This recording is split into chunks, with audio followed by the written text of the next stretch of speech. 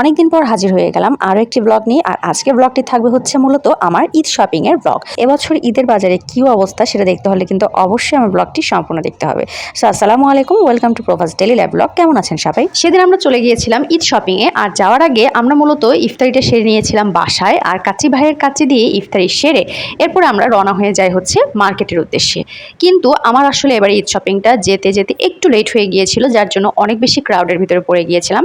Anyways, তারপরে আমরা ইফতারি শেষ করে রওনা হয়ে গেলাম। আর দেখতেই পাচ্ছেন যে অবস্থা ছিল। আর যেহেতু ইফতারের পর পুরাটা রোড ছিল জ্যাম এবং খুবই কঠিন অবস্থা ছিল।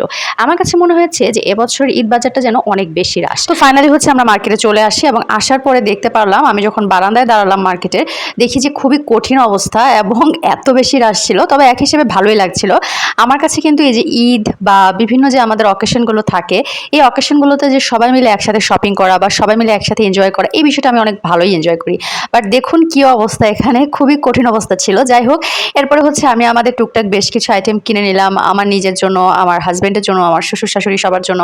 আর আমি কিন্তু সবসময় একটা দোকান থেকে কিনা বা একটা ব্র্যান্ড থেকে কিনা এটা আমি কখনোই করি না। আমি মিলিয়ে ঝিলে বিভিন্ন ব্র্যান্ড, নন ব্র্যান্ড সব ধরনের কাপড় চোপড়ই আমি পরতে পছন্দ করি।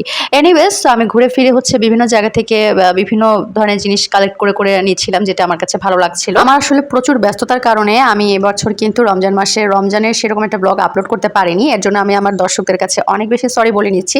আসলে এত বেশি ব্যস্ততা গিয়েছে আমার, যার জন্য আমি খুব বেশি ভিডিও করতে পারিনি বা বিভিন্ন ব্যস্ততার কারণে এগুলো হয়ে ওঠেনি।